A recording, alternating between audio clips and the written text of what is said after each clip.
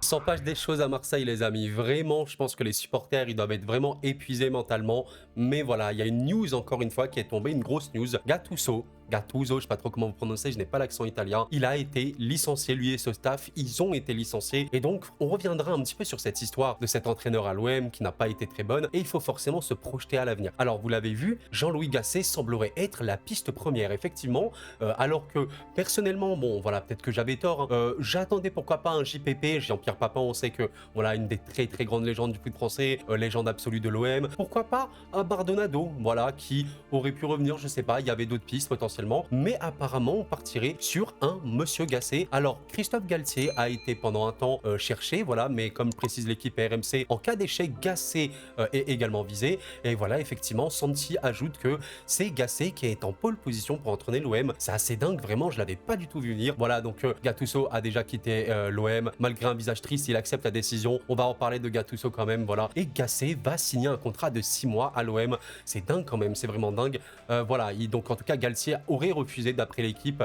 On regarde un petit peu le bilan de la journée, on monte, et on voit que Ghislain Printemps pourrait être l'adjoint de Gasset, comme il a été en Côte d'Ivoire notamment. Et voilà, Gasset est attendu dans les prochaines 24 heures. Bon, les amis, c'est vraiment dingue. Dans cette vidéo, voilà, comme je vous l'ai dit, on va revenir un petit peu sur l'histoire de Gattuso à l'OM et évidemment évoquer l'avenir avec Gasset. Est-ce que c'est vraiment un bon choix? Je rappelle encore une fois que c'est un avis j'essaie d'être le maximum objectif. Je prétends pas du tout avoir la vérité. Et avant de commencer définitivement la vidéo, j'aurai un message assez important à dire à la fin de la vidéo concernant un commentaire que j'ai reçu, un commentaire que j'ai pas trop aimé, et étant donné que c'est une des premières fois que je reçois ce type de commentaire, je vais y répondre. Ce sera la première et la dernière fois, les amis. Ne vous inquiétez pas, je vais très bien. Ça arrive de recevoir des commentaires virulents, surtout quand on parle de football sur internet. Les gens peuvent marquer ce qu'ils veulent, et donc voilà, je ne contrôle pas tout ça. On en parlera à la fin de la vidéo. D'ici là, on va commencer par, avant Gasset, évoquer la fin de l'ère Gattuso. Et oui, la fin de l'ère Gattuso. Alors, on est parti. Bon, d'ailleurs, je sais pas si on prononce Gattuso, j'ai pas l'accent italien, les amis, ne m'en voulez pas. Mais voilà un petit peu ce qu'il disait après, il me semble, le match contre Brest. Je crois qu'il y a peu de choses à dire ce soir. Il suffit juste de prendre nos responsabilités, assumer cette situation, demander pardon aux supporters. Effectivement, c'est un peu le plus important. Demander pardon à ce maillot. Ce qu'on a produit est inacceptable. Ce soir, à 11 contre 10, on a proposé trop peu. Je pense que le mot-clé, c'est l'âme, effectivement, hein, c'est surtout de l'OM. Hein. On a un peu cette sensation qu'il peut se passer quelque chose à tout moment et qu'on n'est pas capable de répondre comme on le devrait. On n'est pas une vraie équipe, c'est ce que je regrette. À 11 contre 10, on n'a pas été en mesure d'embêter notre adversaire, on est trop fragile et à ce niveau-là, on le paie cher. Bon, les propos sont très forts, sont très durs, mais je pense qu'ils sont aussi, comment vous dire, je sais pas s'il savait qu'il allait partir à ce moment-là.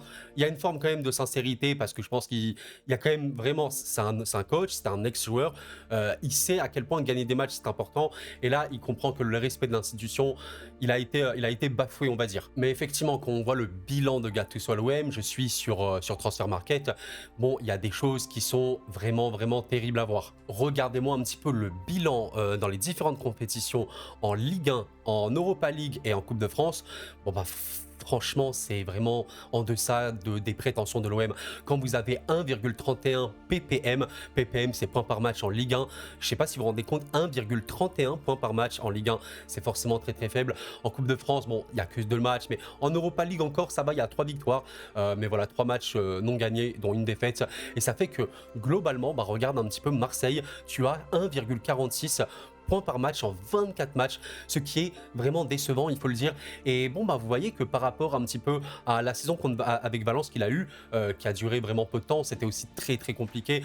1,18, c'était encore pire que Marseille, et à Naples où il est resté plus longtemps, mais on sait que ça s'est mal terminé, un peu comme à Milan. Bon bah 1,89 et 1,75, c'est un coach qui n'a jamais eu un ppm au-dessus de 2, donc ça indique aussi que voilà, c'était un peu compliqué, mais effectivement 1,89 c'est quand même meilleur que 1,46. Et vous savez, à l'époque j'avais fait une vidéo où j'évoquais justement que le manque de stabilité de ce coach pouvait desservir l'OM, et bon, honnêtement, c'était uniquement, je pense ça uniquement par rapport à ses fins d'aventure à Milan, à Naples, et on va dire son aventure globale à Valence qui n'était pas très bonne. C'est dommage parce que je pense que le coach a un certain potentiel. On a vu notamment des matchs comme ce Lorient-OM, voilà, en 3-5-2, bon, qu'il a enlevé un petit peu ce 3-5-2, on sait qu'il est passé sur un 4-3-3, mais ce 3-5-2 là était plutôt, je trouve, enthousiasmant parce qu'il pouvait apporter beaucoup à cet OM là. Bon, on voyait quand même que Lorient avec beaucoup d'occasions. On sait que Lorient, les occasions, ils peuvent se les créer, c'est surtout défensivement, ils sont pas bons, mais la production Marseille était plutôt bonne. Voilà, je pense que ce Vitinha Aubameyang, peut-être qu'il fallait le creuser plus. Encore une fois, les amis, je ne prétends pas du tout avoir la vérité. Je pose juste des faits, j'essaie de poser une réflexion. Et voilà, mais en tout cas, on sait que progressivement, bon ben, ce 5-3-2, il a été perdu. Et voilà, on est reparti sur un truc beaucoup plus 4-3-3. Voilà, comme ça, bon, qui est beaucoup moins enthousiasmant. Et on sait que Gattuso, quand même, comme vous le voyez sur Transfer Market, c'est quand même quelqu'un qui joue ce 4-3-3 là. Voilà, les amis. Maintenant qu'on a parlé de lui, bon bah, bon vent à Gattuso, je sais pas trop s'il va entraîner un prochain club. Maintenant, il faut parler de Gasset. Alors, est-ce que c'est une bonne idée? On va essayer de poser les réflexions et conclure ça tranquillement. Bon, alors, notre cher Jean-Louis Gasset, est-ce qu'il a déjà entraîné? Je pense que vous le savez quand même. Oui, il a déjà entraîné. Bon, il faut savoir quand même qu'il a un certain âge, hein, 70 ans, les amis. Bon, j'ai absolument rien contre les sélectionneurs, les coachs qui peuvent être vieux, voilà, même âgés, on va dire, plutôt, c'est plus poli, âgés, voire très âgés. 70 ans, c'est quand même âgé, il faut pas se mentir. Et déjà, je sais que ça peut repousser certains. On va voir par rapport aux résultats de Monsieur Gasset, mais juste avant, on regarde un petit peu la formation préférentielle. C'est un 4-3, ben, un petit peu comme on a pu voir pour Gattuso, offensively minded. Bon, excusez-moi pour mon accent anglais dégueulasse, hein, mais voilà, 4-3-3, un peu offensif, etc. Et bon, on va pas se mentir, ça peut poser problème par rapport à ce qu'on va voir. Concernant les résultats de Gasset dans sa carrière, bon, il a quand même eu beaucoup de temps en entraîneur assistant, vous le savez bien, mais il a commencé, allez, on va dire, à entraîner réellement à Montpellier, où il a vraiment fait une période très compliquée. Il a également entraîné, comme vous pouvez le voir, Saint-Etienne, je pense qu'il a été connu surtout à partir de cette époque-là, Bordeaux et la Côte d'Ivoire. Et oui, bon, il y a quand même des résultats qui peuvent paraître assez flippants, j'en ai bien conscience. À Saint-Etienne encore, en 62 matchs, 1,73 ppm, c'est pas la folie furieuse, mais ça va, c'est pas non plus un 30 ou quoi. Donc bon, je suis d'accord, c'est pas ouf non plus. Par contre, oui, les amis, Bordeaux, 1,15 ppm en 39 matchs, c'est très compliqué. C'est très inquiétant. La période de Bordeaux a été calamiteuse pour Monsieur Gasset. Vraiment, en 39 matchs en plus, c'est terrible. Hein. Vraiment beaucoup de défaites. Bon, bah, j'ai réussi à retrouver les stats sur Wikipédia. Regardez un petit peu tout en bas à droite ici. Girondins de Bordeaux, 13 victoires, 6 nuls et 20 défaites. Et je ne sais pas si on se rend compte, Gasset à Bordeaux, il a perdu plus de matchs, bah, littéralement que la moitié, quoi. Il a perdu plus de matchs qu'il en a joué. C'est assez dingue. Et franchement, ça fait un peu peur. Ça fait un peu peur. Voilà, à Saint-Etienne, c'était quand même mieux. Bon, il y avait quand même beaucoup de défaites, beaucoup de matchs sans victoire. Et évidemment, la Côte d'Ivoire, parce que ça a été son dernier poste. Alors, la Côte d'Ivoire, c'est spécial parce qu'on rappelle que être sélectionneur et être entraîneur, coach, manager, c'est quand même différent. C'est un autre métier. Mais globalement, il y a un PPM qui est meilleur, en moins de matchs évidemment, mais ça va. Par contre, la fin avec la Côte d'Ivoire, on le sait, elle n'a pas été bonne, notamment avec une très grosse humiliation contre la Guinée équatoriale. On l'a senti très impuissant, j'ai trouvé. Je sais pas trop si vous avez vu ce match, mais même son comportement non verbal, dans un sens plus global, il était un peu compliqué. Bon, quand on dresse ça, vous allez me dire, bon, Ekoro, honnêtement, c'est pas ouf. Et honnêtement, je vais pas vous mentir, ce n'est pas très réjouissant, parce qu'au-delà de ça, on a bien vu, il joue en 4-3-3, et on a vu que l'OM, ces derniers temps en 4-3-3, je sais pas, je pose la question, les amis, je sais pas si c'est le meilleur moyen pour l'OM d'être performant. Après, on a quand même vu des matchs en 4-3-3, par exemple celui-là, où l'OM a encore pu avoir une production qui est pas exceptionnelle, mais qui est plutôt ok. Mais je pense que oui, ce problème de l'OM est un problème aussi mental. L'OM est, je pense, peut-être l'équipe en Europe, je ne sais pas, qui maintient le score le moins bien en fait. En Europe, ils mènent au score. Et juste après, ils sont égalisés. Ils mènent au score et juste après, ils sont égalisés. Et bah, ce match-là contre Shakhtar, c'est un petit peu un exemple très bon parce que vous voyez que Aubameyang 64e et but, égalisation juste après. Ndiaye 90e et égalisation juste après. Il y a plein de matchs comme ça pour l'OM. Et je pense qu'au-delà du système, ce qui est important, c'est de maîtriser un match. Et bon, il y a plein de matchs qui ne sont pas maîtrisés. Ce match-là, honnêtement, les amis, c'est très dur. C'est honnêtement très dur. 2-2, l'OM aurait dû gagner ce match-là 2000 fois, sincèrement, sans vouloir manquer de respect à Monaco. Voilà, et c'était un 4-3-3, encore une fois. Je sais pas. Maintenant, il faut aussi se poser des bonnes questions. Les joueurs de l'OM, est-ce que c'est des joueurs qui peuvent prétendre beaucoup mieux que la huitième place, voilà, neuvième place même. L'OM est actuellement neuvième de Ligue 1, c'est vraiment, vraiment pas bon. Et je pense qu'en fait, le problème du 5-3-2 aujourd'hui, c'est qu'il faudrait jouer ça avec deux avant-centres. On voit qu'il y a Aubameyang qui est à peu près l'avant-centre à peu près sûr. On a également Mbanya, je suis désolé si je prononce mal son nom, excusez-moi les amis, qui pourrait jouer avant-centre, mais voilà, il vient d'arriver d'un club, il me semble, danois, je sais plus, danois ou norvégien, excusez-moi, je ne sais plus. Et Ndiaye, bon, qui est catégorisé comme avant-centre, on sait qu'il peut surtout jouer ailier. Donc, vous voyez qu'il n'y a pas non plus 2000 choix. Mais je pense que oui, ce qu'il faut se poser comme question à l'OM, c'est la qualité intrinsèque des joueurs. Il y a des joueurs qui sont arrivés, bon, qui composent cet effectif de l'OM aujourd'hui, mais qui ne donnent pas satisfaction, alors que ah bon, dans leur ancien club, ils pouvaient être bons, en sélection, ils peuvent être bons. Donc, quel est le vrai problème? Voilà, Ismaïla Sarr, NDI, bon, on sait qu'au Sénégal, ils peuvent être vraiment très très bons. À l'OM, il y a des matchs où ils peuvent être bien, d'autres où ils peuvent être beaucoup moins bien. Et cette inconstance dessert vraiment l'OM. Rongier est actuellement absent, mais il est quand même important. C'est le capitaine, je sais que beaucoup ne l'aiment pas. Il a quand même un rôle, je pense, Verretou. Il a un rôle. Bon, voilà, Kondogbia qui arrive comme joueur d'expérience. Il y a quand même des joueurs. Hein, voilà, il y a vraiment des joueurs d'expérience. On sait que le dossier close, il est assez chaud. Je pense qu'aujourd'hui, la stabilité est vraiment le plus important à l'OM. Et c'est un petit peu la conclusion que je vais apporter sur Gasset. Gasset, je pense que d'un point de vue management, il va rien du tout révolutionner. C'est quand même une personne âgée, donc vous savez, les idées rafraîchissantes, vous voyez, les nouveaux coachs, les Michael Arteta, les, comment on peut dire, les Xabi Alonso, c'est pas du tout Gasset. Je vais rien vous apprendre là, les amis, évidemment. Et je pense que Gasset est un moyen de fermer le feu, je sais pas comment on peut dire, éteindre le feu ces derniers mois. Alors, pourquoi lui particulièrement? Est-ce qu'il y a d'autres choix? Est-ce qu'il y a d'autres pistes? Je pose la question encore une fois, je ne sais pas. Et honnêtement, pour moi, Gasset, c'est juste un sort de pansement, un très très gros pansement, comme pouvait l'être Gattuso pendant un temps. Mais effectivement, si vous êtes Marseillais et vous considérez que ce n'est pas un bon choix, je peux vous comprendre parce que, voilà, excusez-moi pour la caméra, elle bug beaucoup. Je pense que oui, ce n'est pas un bon choix dans les médias, mais c'est plus une question d'ambulance. On va prendre Gasset, c'est quelqu'un qui connaît le foot français, c'est quelqu'un qui a entraîné un club français, plusieurs clubs français même, et il va faire ça pendant un temps. Le but, c'est de limiter la casse. Je sais pas du tout à quelle place va terminer l'OM, les amis, mais forcément, c'est pas très très positif pour la suite. On verra bien, on verra bien. Et du coup, si je dois conclure, grosso modo, je dirais que Gasset arrive pour apporter cette sérénité, cette tranquillité. Ça peut être un coach qui peut apporter ça, mais ça va absolument rien révolutionner d'un point de vue technico-tactique. Je pense qu'il va venir pour calmer un petit peu les ardeurs, les esprits. C'est ma théorie. N'hésitez vraiment pas à me dire la vôtre. Il y a plein d'avis différents qu'on peut avoir. Peut-être que vous êtes content, satisfait de l'arrivée de Gasset, peut-être, hein, sincèrement. Vraiment, n'hésitez pas à le développer. On écoute tout ça en commentaire. Voilà pour mon avis sur Gasset, les amis. Donnez-moi le vôtre en commentaire. C'est extrêmement important de participer au débat. Et avant de terminer cette vidéo, comme je vous l'ai promis en début, j'ai un message à passer. Et avant de passer ce message, je tiens à dire qu'il n'y a absolument aucune animosité dans ce que je vais dire. Sincèrement, c'est juste un message auquel j'ai envie de répondre pour clarifier quelques petites choses. Voilà, très tranquillement. Installez-vous bien, on va voir ça maintenant. Alors, il faudrait bien que je mette quand même, voilà, ceci. J'ai fait une vidéo sur la sortie en fait de Bennatia concernant Klose, concernant d'autres joueurs, etc. Vous l'avez, je pense, vu. Et en fait, je voulais faire cette vidéo parce que pour moi, c'était un prétexte vraiment bon pour parler de l'OM. Ça fait depuis quelques temps que j'ai envie de parler de l'OM, de poser un petit peu toutes ces réflexions concernant pourquoi l'OM est en crise. Et je vous remercie du fond du cœur parce que j'ai eu beaucoup de retours, voilà, intéressants, des messages très développés souvent. Donc merci, voilà, de participer au débat. Mais il y a eu, alors, vous savez, les commentaires négatifs sur Internet, c'est totalement normal. Je vous avoue que moi, j'ai beaucoup de chance. Je remercie grandement ma communauté parce que très globalement, 99% des commentaires sont très bons. Mais j'ai eu des commentaires pas très cool, surtout celui-là. Alors, je rappelle un truc avant de parler. Avoir un avis qui est contraire au mien n'a aucun problème. Ce n'est pas grave du tout. Je dirais même que c'est limite mieux parce que ça contribue au débat.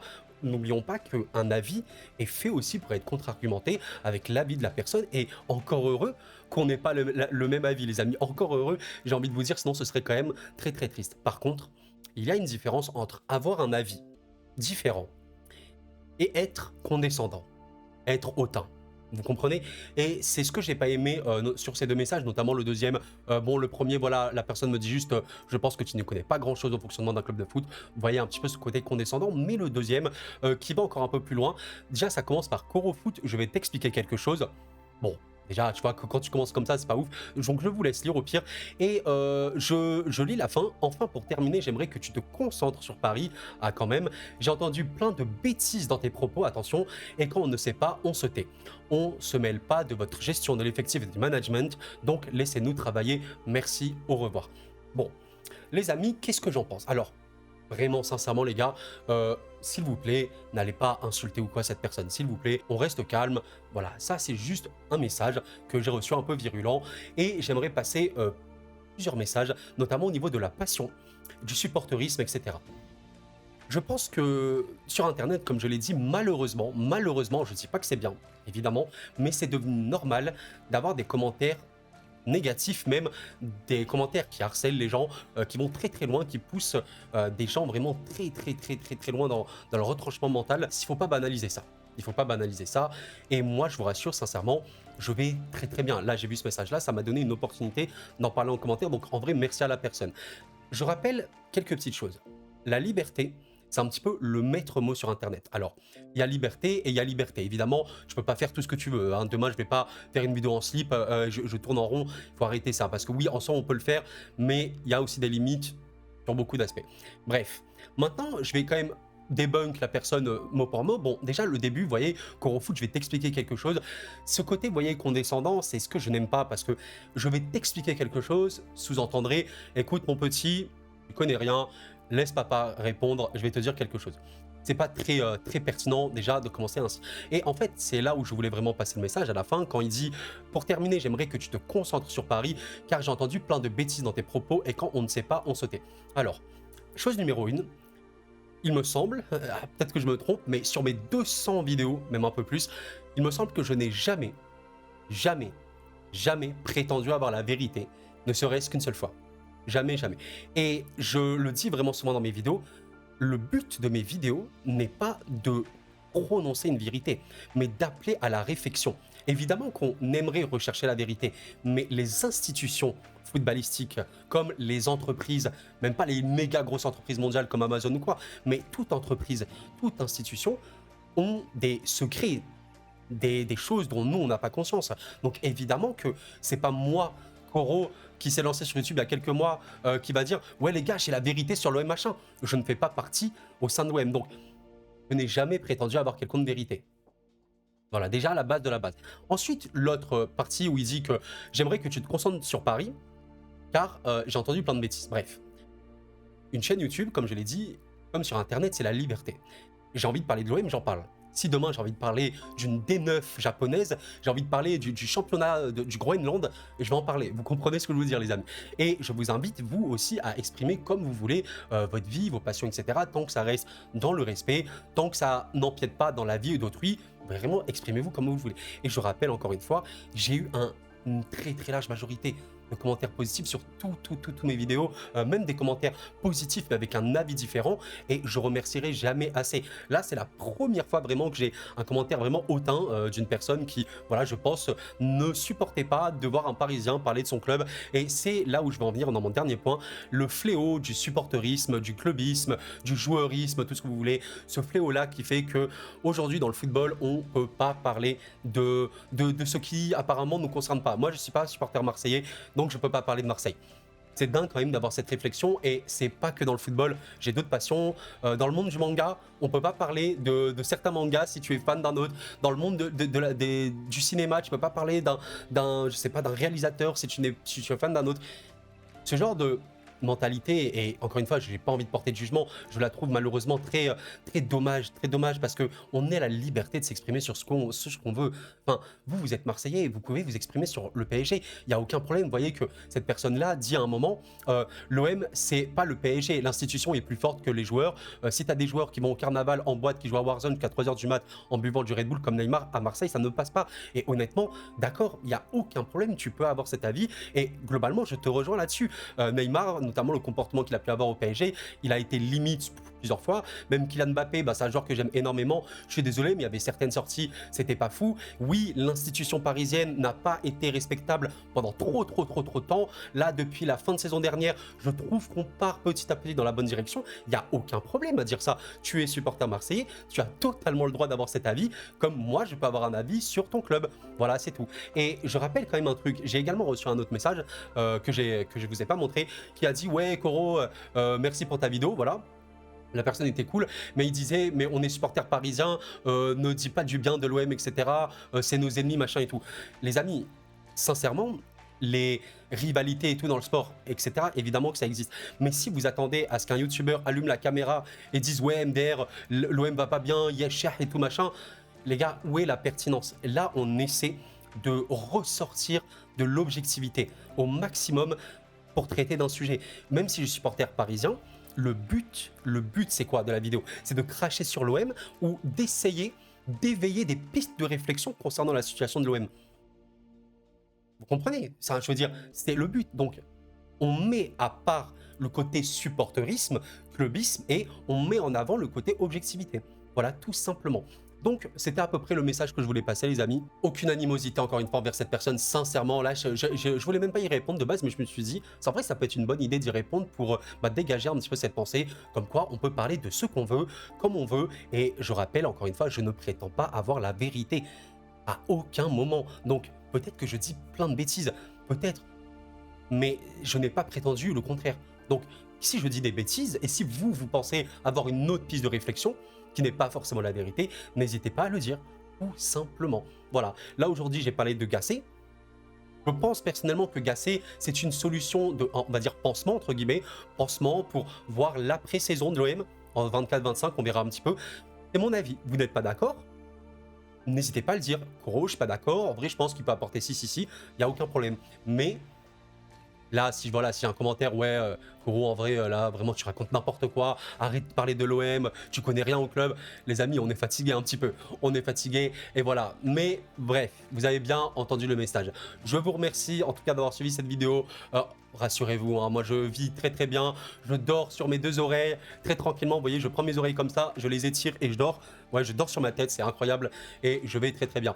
Je sais que le supporterisme, ça peut être très compliqué à gérer, la passion, machin et tout, mais il faut réussir à canaliser sa passion. Voilà, il faut la canaliser du mieux qu'on peut pour parler football. Sinon, on parle pas football, on reste chacun dans notre coin et on mange un petit peu les infos du quotidien et voilà, on rejette tout comme ça. C'est pas le but, c'est vraiment pas le but, les amis. Bref, encore une fois, merci pour votre soutien. Tous les jours, c'est incroyable. Pensez au like, à l'abonnement si ce n'est pas fait. Merci infiniment. C'était Koro et la paix sur vous.